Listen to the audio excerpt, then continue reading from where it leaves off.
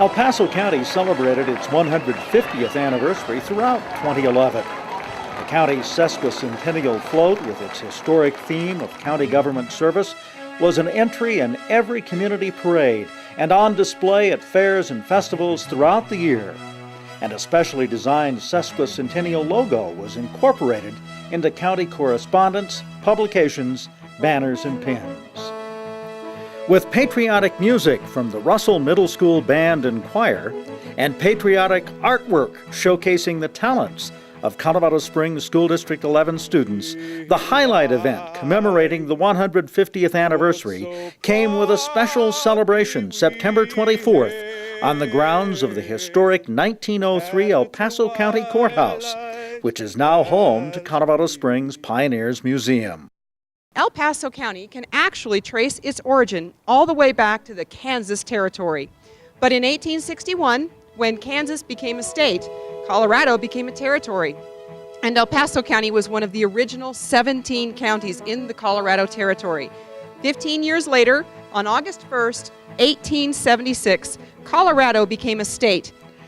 Originally, all of what is now Teller County was included in El Paso County. But in 1899, the county lines were redrawn, creating Teller County and giving the wealthy mining interests in Cripple Creek and Victor their own county. But the county line was drawn very carefully to make sure that the summit of Pikes Peak would remain in El Paso County. I would just like to take you back in time mentally for a moment. If you think back to when El Paso County was formed in 1861, none of these trees were here.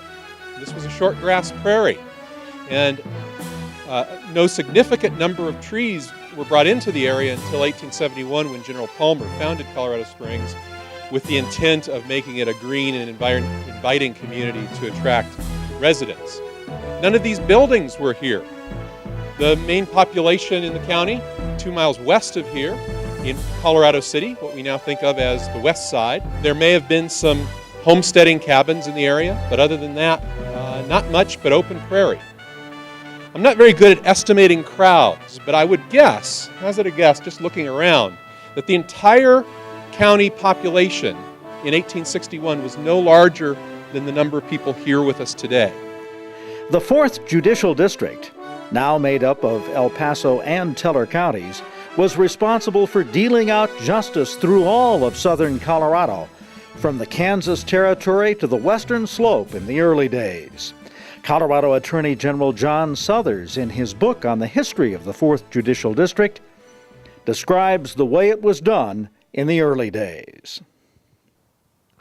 Over the vast region, larger in extent than most states, the lawyers, with the judge and other officials, witnesses, litigants, Spanish interpreters, and prisoners for trial, used to travel from court to court in a motley caravan of wagons, primitive buggies, horseback, and muleback over dusty sagebrush plains and mountain ranges, fording rivers in heat, snow, wind, and dust, camping out at night, fishing for trout in mountain streams, occasionally shooting an antelope, cooking their own grub, smoking their pipes around the campfire, swapping stories, singing songs, holding court within crude adobe walls with dirt floors, and having more fun, legal and unlegal, than the bench and bar have ever seen.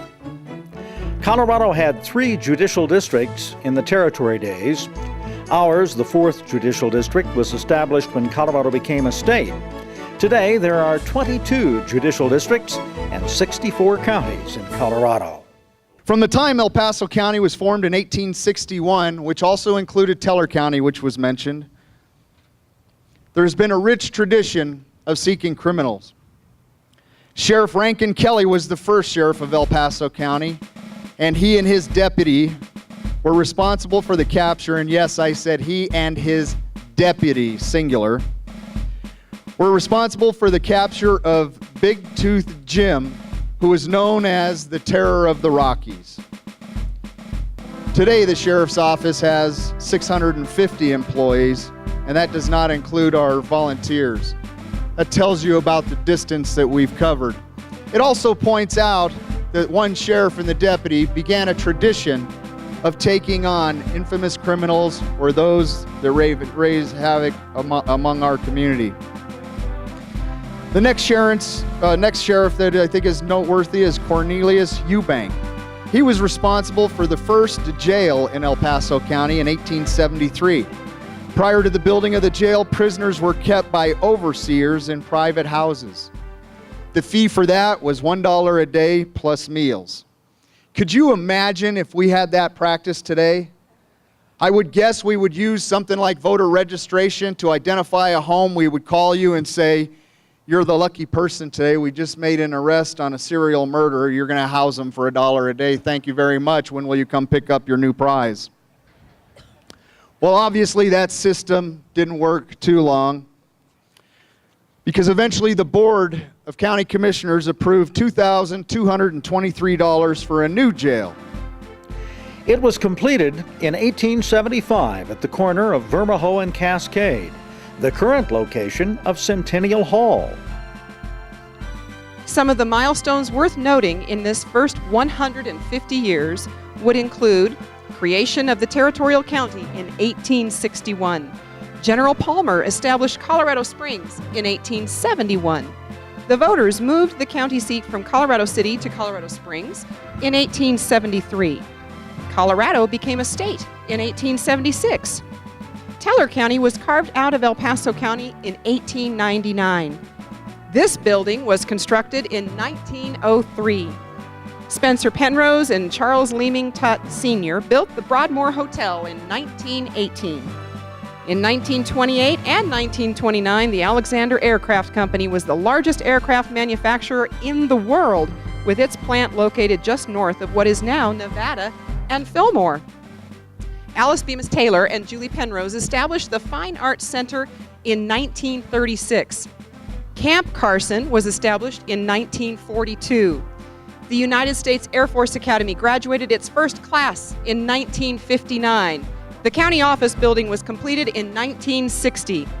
Dynamite was used to break ground for NORAD in 1961. The El Paso County Judicial Building was completed in 1972. Centennial Hall was built in 1976. Pikes Peak Center opened in 1982. And groundbreaking for the Consolidated Space Operations Center, now known as Schriever Air Force Base, was in 1983. Just some extraordinary history here in El Paso County, the place we all call home. They just did the 2010 census, and I want you to think about the size of Colorado Springs, the biggest city in El Paso County. And where would you rank them amongst the following cities? In your mind, think of Miami, New Orleans, Pueblo, St. Louis, Minneapolis, Cincinnati, Honolulu, Salt Lake City. Where would you rank Colorado Springs in that group? Ladies and gentlemen, they are the largest city in that group. We are bigger than Pittsburgh, we're bigger than Miami, we're bigger than New Orleans. A lot of people don't realize how big a city this has become. Or how big El Paso County has become. Today, there are 64 counties in Colorado. El Paso County is the largest by population, with more than 622,000 residents. That is slightly larger in population than the city and county of Denver. The centerpiece of the sesquicentennial celebration was the presentation and display of the U.S. honor flag. This proud symbol of America's freedom flew above the rubble of the Twin Towers following the attacks of September 11, 2001. It has watched over memorial services for more than 1,000 fallen soldiers, firefighters, and police officers, and it has been a source of inspiration for active duty military personnel as it has flown over battlefields in Iraq and Afghanistan. The U.S. honor flag has toured more than 100 communities throughout the nation and overseas. It was even launched into space during the Shuttle Atlantis final mission in July of 2011. El Paso County was proud to have it serve as the centerpiece of the county's 150th anniversary celebration. We're not going to be stopped on the roadways as we leave to check papers to give us permission to go from one location to the next. Those are freedoms that are often overlooked. Those freedoms exist today because of the sacrifice, the dedication, the commitment of men and women that serve in uniform, whether it be the Army, the Marines, the Air Force, the Coast Guard, the Navy, the Fire Department, full-time volunteer, Police Department, or Sheriff's Office. We have the luxury to sit out here and be cooked by the sun and participate in this event. And I think that is something we should never forget. And that's what the flag that's going to be brought before you represents. Ladies and gentlemen, please stand with me. Welcome the U.S. Honor Flag, and make sure that while that flag is in our county, we honor it by thanking our men and women in uniform at some point, regardless of where you are. Thank you. Oh, say, can you see by the dawn's early light what so proudly we hailed at the twilight's last gleaming, whose broad stripes and bright stars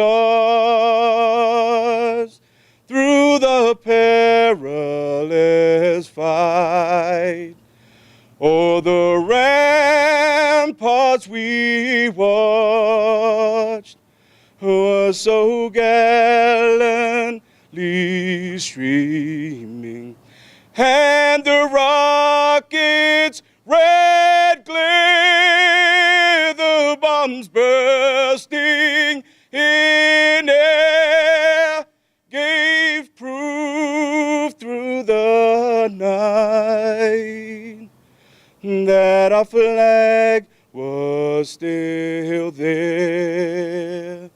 Oh, say does that star-spangled banner yet wave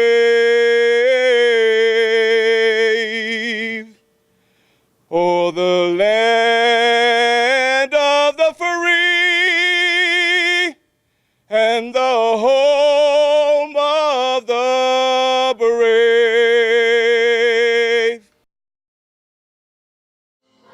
As the Russell Middle School musicians played appropriate patriotic music, the sesquicentennial commemoration concluded with hundreds of area residents lining up to have their pictures taken with the U.S. Honor Flag.